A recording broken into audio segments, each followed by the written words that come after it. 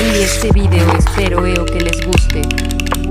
Y esta es una recopilación de los storytimes más terrorífico de este año. Y les mando saludos a estas personitas que aparecen en pantalla, gracias por su apoyo.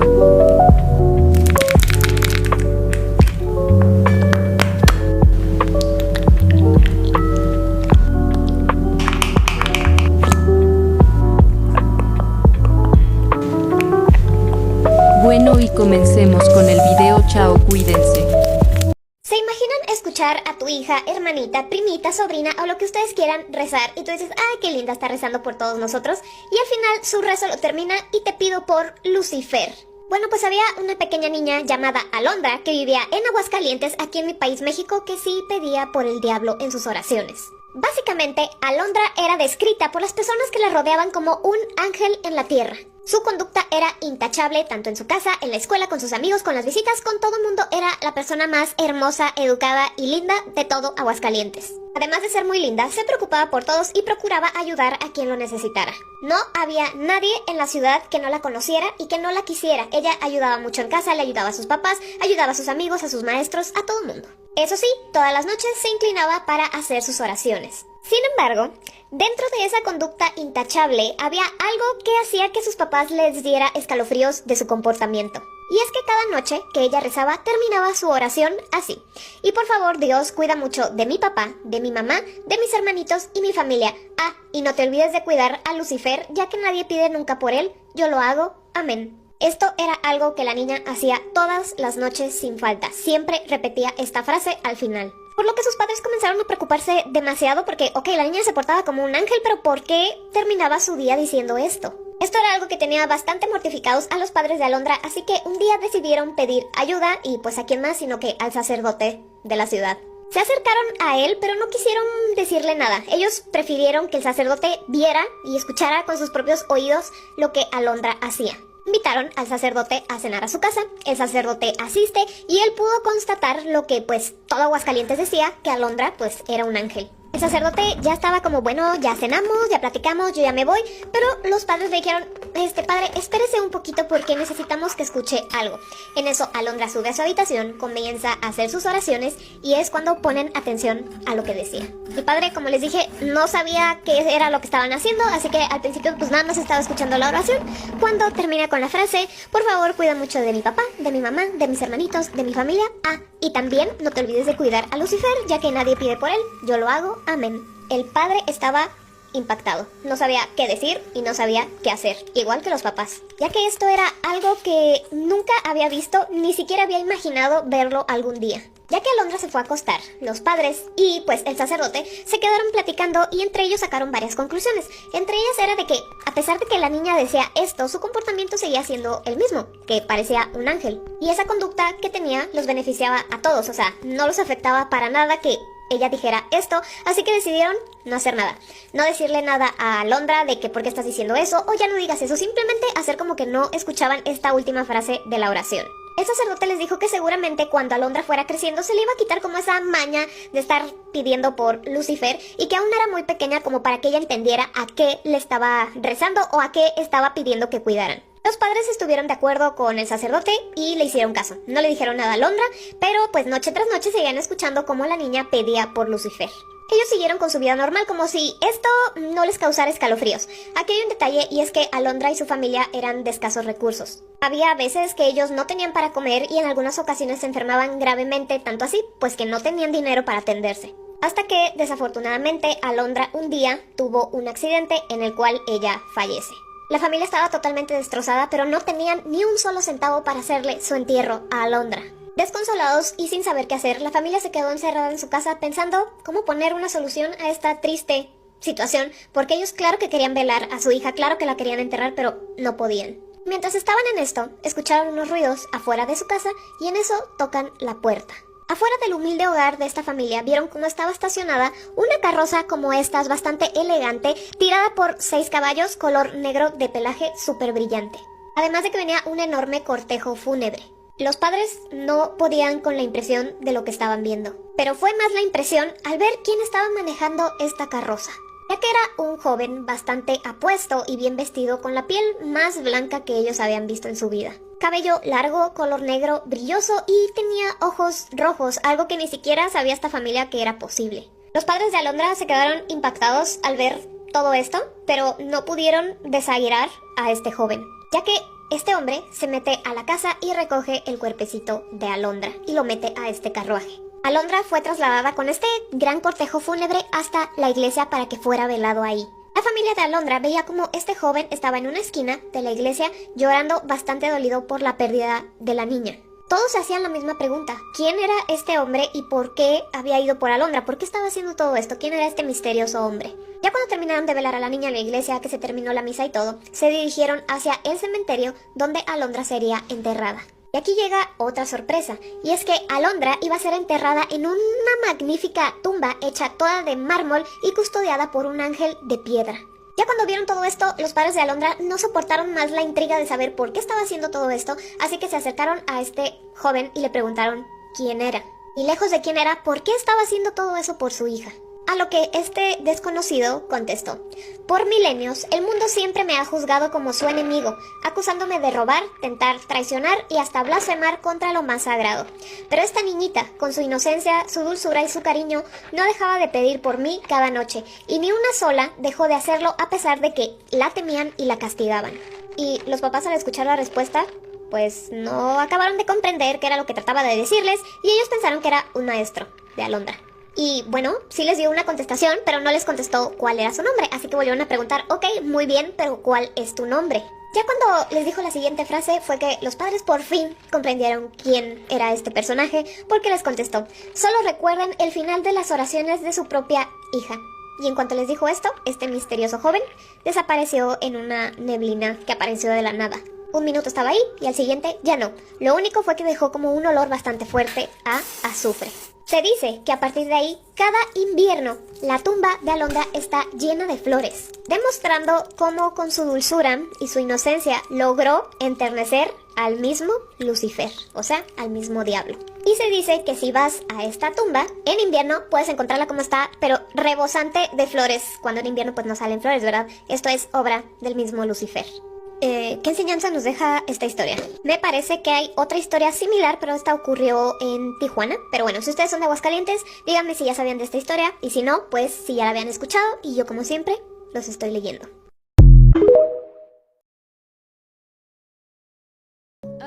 Imagina que tu hija te dice: mamá, papá, hice una amiguita nueva y quiero invitarla a dormir a la casa, y tú dices: sí, claro, adelante, tráela. Y en efecto, se lleva a la niña a tu casa, pero no como tú lo esperabas.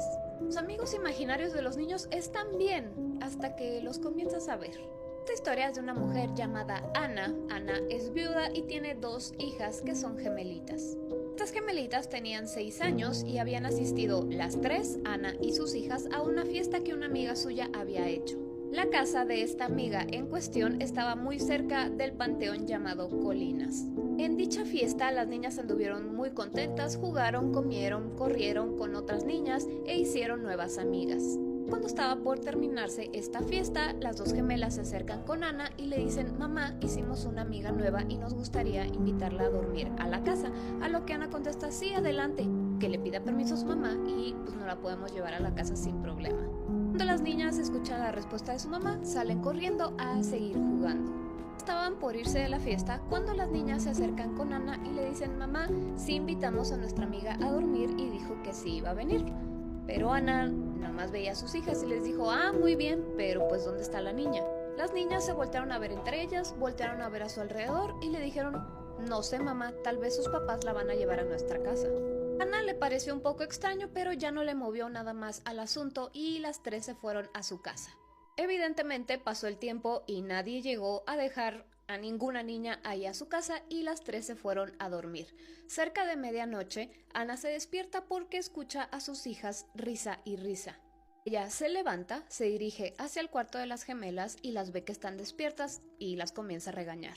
Después del regaño, les pidió que por favor se fueran a dormir de nuevo y a partir de esa noche, todas las noches fueron igual. A medianoche Ana escuchaba cómo sus hijas estaban despiertas, estaban jugando, se estaban riendo y ella acudía a su cuarto a decirles que se volvieran a dormir.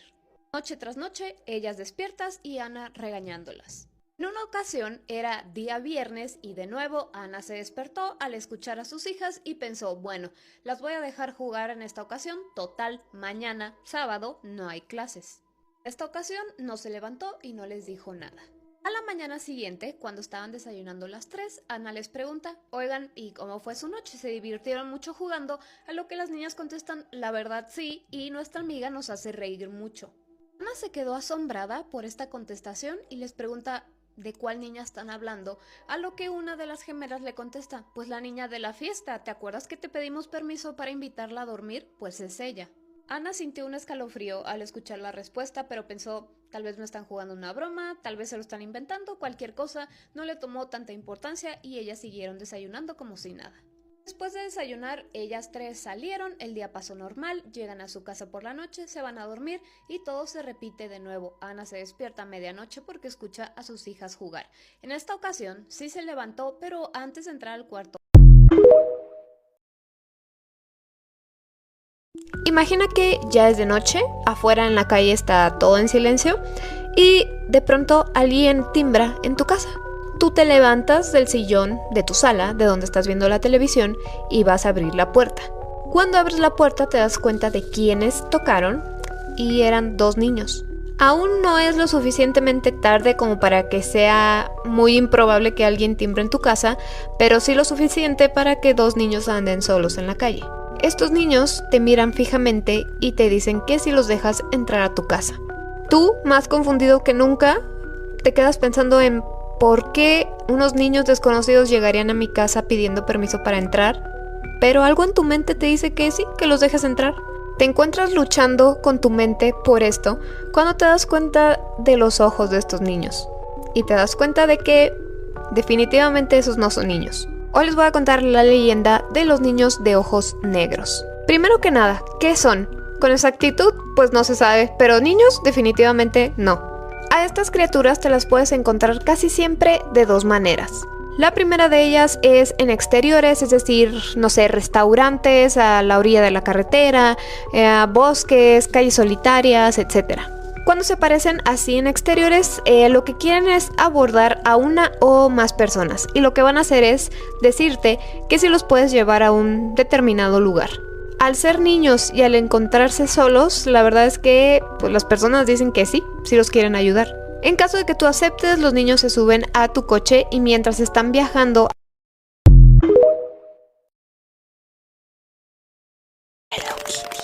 Hello Kitty fue diseñada por Yuko Shimizu en 1947 y producida por la empresa Sanrio. Para algunos el verdadero significado de Hello Kitty es hola gatita, sin embargo algunos cuentan que su origen es distinto.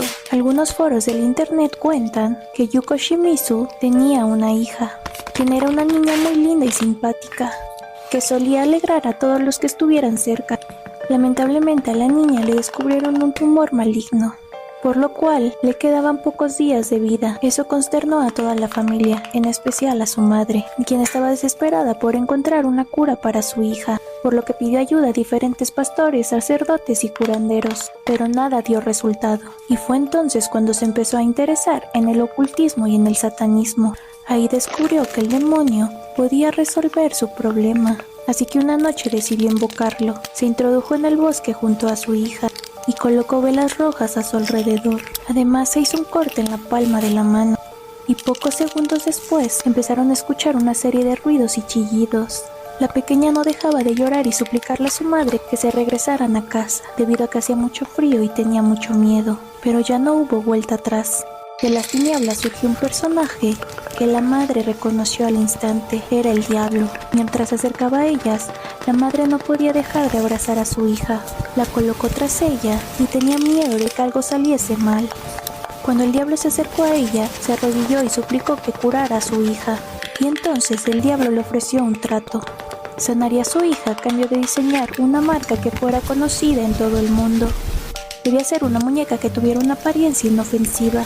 Un regalo que todos los niños quisieran tener, pero en realidad esta muñeca sería portadora del mal, y ahí estaría el truco. Yuko aceptó el trato y se fue a casa con su pequeña, y trabajó sin descanso hasta que creó a Hello Kitty. Para ello se inspiró en su hija, por eso la conocida muñeca no tiene boca.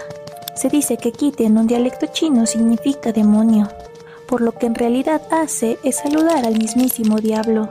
Después de terminar su creación se dirigió al bosque y le enseñó al diablo a la muñeca. Este aceptó su diseño y se acercó a la pequeña y le curó su mal. Al poco tiempo Hello Kitty era la muñeca más vendida por todo el mundo y la niña se había recuperado del cáncer. Los médicos no se encontraban ninguna explicación.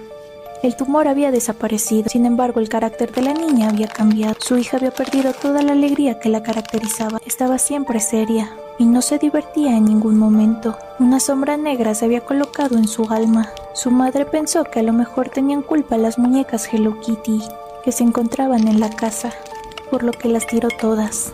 Pero fue mucho peor. Al volver notó que su hija estaba helada, había fallecido.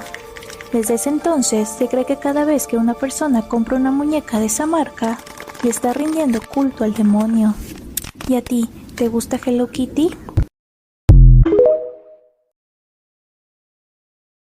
Hola, el día de hoy les traigo otra historia, espero y les guste. Esto le pasó a una seguidora y perdón por no subirles historias, pero es que estaba muy ocupada. La contaré en primera persona para que me entiendan mejor. Comencemos. Bueno, pues yo tenía unos 10 años y era como en 2019. Recuerdo que eran las 12 de la mañana y había salido de la escuela. A mí no me gustaba ir a la escuela, pero ese día fui, ya que eran los últimos días. Mi mamá había llegado por mí, yo estaba lista fuera de la escuela, pero veo que mi madre estaba muy asustada y estaba toda pálida. Yo también me asusté y le dije que qué le pasaba y que si estaba bien. Me dijo que no pasaba nada y que esta vez nos teníamos que ir a quedar en un hotel.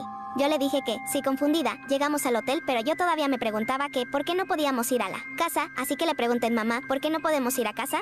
Ella se quedó callada por unos minutos, pero después dijo: hija, no podemos ir a la casa porque hay un hombre con un cuchillo afuera de nuestra casa, gritando que salgamos, pero yo me vine por la puerta de atrás y rápidamente vine por ti a la escuela.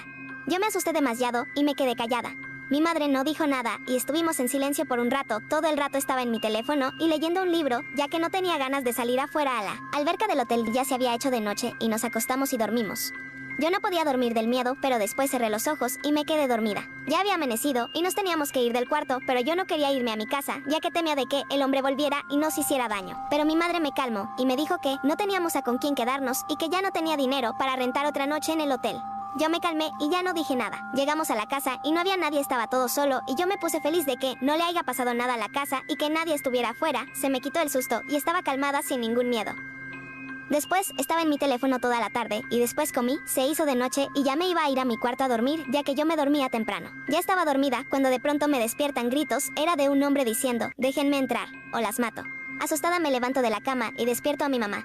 Ella se asoma en la ventana y es el mismo hombre con un cuchillo en la mano. Yo me asusté y empecé a llorar y mi mamá me tranquilizó y llamó al 911. Yo no me podía tranquilizar, pero tuve que. Mi madre marca asustada y le responden que ya venía una patrulla en camino. Pasaron unos minutos y sonaron las sirenas de la policía. Y yo me tranquilicé, pero el señor ya no estaba, desapareció por completo. La verdad, ya no se supo nada de él y no lo volvieron a encontrar. Y bueno, eso es todo. Adiós, los quiero mucho. Imaginen que su abuelita les hereda una casa, pero con una muy extraña condición, y esa es que no vayan a quitar nada de las decoraciones que ella tiene, ni los cuadros. Y después te enteras del por qué y no es una cosa muy buena. Bueno, pues resulta que un chico al que le vamos a llamar José vivió toda su vida en la misma casa con su abuela, pero su abuela recientemente había fallecido a sus 94 años. Y la abuela tenía una herencia. En esa herencia pues consistía en dejar esta casa en donde vivían a José. Pero tenía, les digo, una cláusula algo rara donde decía que por respeto tenía que dejar todas las decoraciones y todos los cuadros justamente en el lugar donde estaban y que nunca los quitara. Pero aquí está la cuestión, ya que la abuela tenía un cuadro que a José le parecía horrible, le daba miedo, y cada que él le subía sopa, comida o lo que sea a su abuela que estaba enferma al segundo piso, tenía que pasar por un pasillo justamente donde estaba este cuadro. No estoy diciendo que sea este precisamente, es lo más parecido que encontré en la descripción, porque básicamente era el retrato de una anciana con mirada bastante penetrante. Pero pues la abuela dijo que no movieran los cuadros, así que pues José así lo hizo, no movió ni este espantoso cuadro. Pues las cosas pasaron, José pues ya se queda con toda la casa, la acomoda él como le hubiera gustado, se muda de cuarto y demás, pero les digo todo esto en su lugar.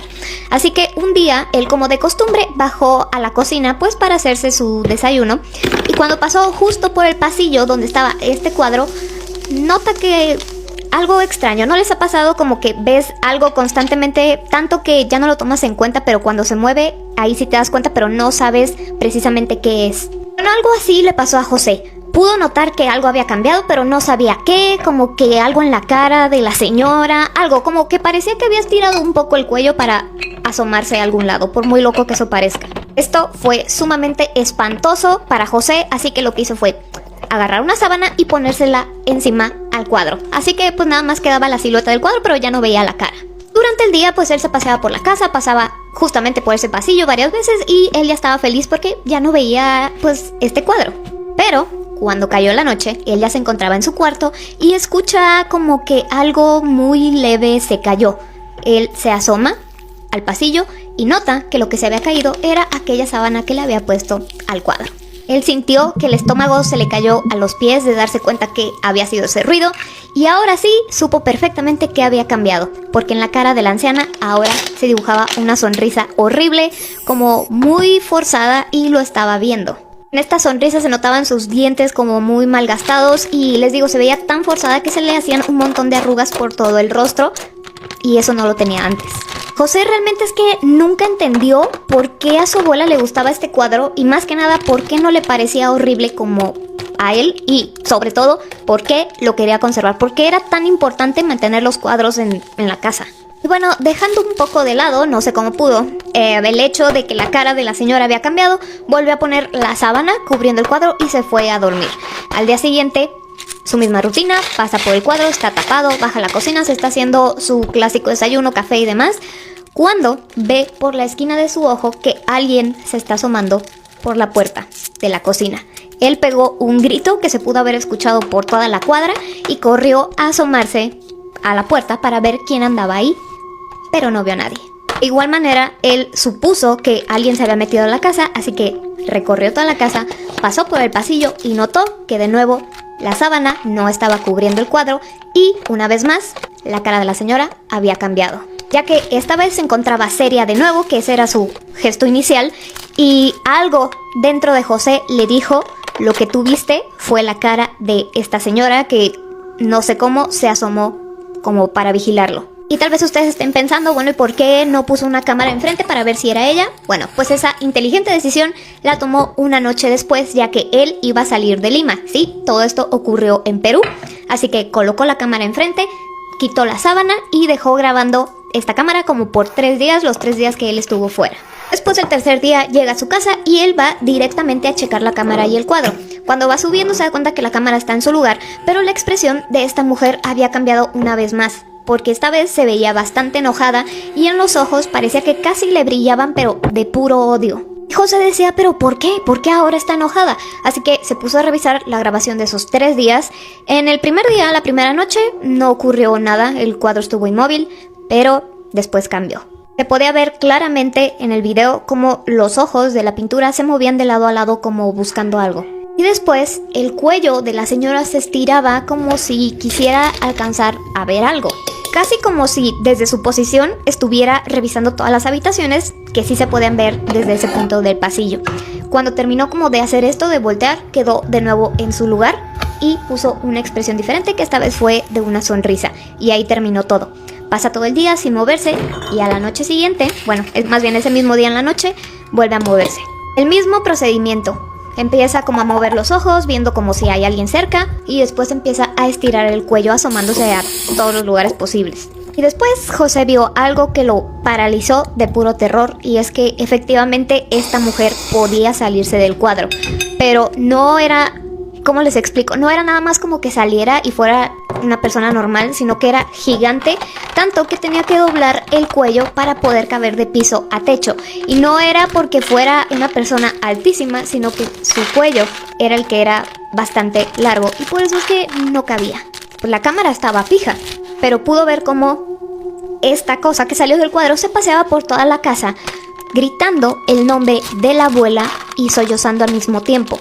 Después de un rato regresa al cuadro y tiene la expresión de odio que descubrió José cuando llegó. Fue entonces cuando José dijo, ya basta, ya estaba harto, así que va, quita el cuadro de su lugar y cuando está a punto de girar ya para tirarlo a la basura, siente que unas manos lo empiezan pues a ahorcar, tanto que él ya no podía respirar, ya hasta se había caído por la falta de aire y estaba luchando con todas sus fuerzas hasta que ya en lo último pudo aventar el cuadro, y es que esta sensación se quitó. Incluso él sentía todavía, ya saben, las manos en el cuello, y cuando revisó el cuadro, esta mujer estaba como acomodándose en su posición. José lo primero que hizo fue llamar a su padre, aunque dudó mucho en hacerlo porque pues esta historia suena bastante loca. Aún así lo hizo, le habló a su papá y su papá le explicó cómo es que este cuadro llegó a la casa de la abuela. Resulta que en esa llamada, el padre de José le dijo que la anciana era la bisabuela de José, mamá de su abuela. José estaba así como que, a mí qué me importa quién sea, o sea, acabas de escuchar lo que te acabo de decir. Y su papá le dijo, sí, ya te escuché, lo que pasa es que tu abuela pues falleció en circunstancias raras, ya que se había estado comportando extraña, como que no hablaba con nadie, y de repente ella misma se quitó la vida. Y ok, José se quedó como, pues sí, la historia está rara y al mismo tiempo triste, pero ¿eso qué tiene que ver con lo que me acaba de pasar? Pero su padre agregó una última cosa, porque le dijo, oye hijo, lo raro de todo esto es que este cuadro, tu bisabuela se lo pidió a tu abuela justo el mismo día que ella se quitó la vida, y le dijo que siempre lo tuviera en su casa porque ella la iba a cuidar. ¿No será que tú? Y José cortó la llamada. José corre hacia donde estaba el cuadro tirado y nota que ya no hay nadie en él. Y en eso siente una respiración aquí atrás, un como aliento helado, y cuando voltea ve a esta anciana enorme de 2 metros viéndolo con ojos de odio, ya que ella había visto absolutamente todo, incluso que José le había llevado sopa con veneno a la abuela, porque ella quería quedarse con la casa y no quería estarla cuidando. La bisabuela lo sabía, y al parecer la abuela lo sospechó también, y por eso es que exigió en su herencia que dejaran este cuadro. Mientras José estaba pensando todo esto, de nuevo volvemos con esta sensación en el cuello, y justo cuando ya José estaba dando sus últimos alientos, escucha que alguien llega a la casa. Era la hermana de José, e instantáneamente deja de sentir esto en el cuello. Su hermana lo había salvado sin saberlo. Le pidió que llevara ese cuadro al sótano, y ahí se quedó guardado por muchos años, porque incluso por las noches José escuchaba como la puerta del sótano se quería abrir. Pero todo en vano. José se salió con la suya. Así que bueno, ¿ustedes qué opinan? Los estoy leyendo. Contando historias de terror. Aclaro que esta historia me la contó una seguidora jujuju. Yo me había quedado sola en mi casa, y eran como las 10 de la noche, y mis padres me habían dicho que llegaban a las 11 de la noche, y las luces estaban apagadas, así que me esperé en mi cuarto. Para no aburrirme me puse a ver TikToks, pero empezaron a escucharse ruidos en la cocina, y escuché la voz de mi madre, y me dijo, hija, ven, baja a comer. Eso no era posible, ya que mis padres me habían dicho que llegaban a casa a las 11 de la noche y apenas eran las 10 de la noche. Yo nada más me había quedado callada, pero me seguían llamando para que bajara, pero la voz se fue volviendo más gruesa. Yo no quería bajar, pero me dio curiosidad que era esa voz o simplemente era mi imaginación. Así que bajé como 2 escalones y de ahí nada más me asomé, y mi supuesta madre me seguía llamando hasta que vio que me había asomado. Así que mi disque madre empezó a sonreír de una forma escalofriante, y me empezaron a doler los oídos. Así que me subí corriendo a mi cuarto y me encerré, y escuché que había subido y vino directamente hacia mi cuarto, y empezó a golpear la puerta, y me repetía una y otra vez, hija, ven a comer.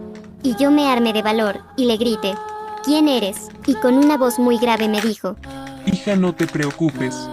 Yo estoy aquí. Por favor, ábreme la puerta. y estaba golpeando más fuerte la puerta, y marqué al 911, y después de 4 minutos vinieron los policías. Me preguntaron si estaba bien, si no me había hecho daño, y les dije que no me hicieron daño, y al parecer mi supuesta madre había desaparecido, y empezaron a revisar la casa, y lo que hallaron en la cocina me dejó sorprendida.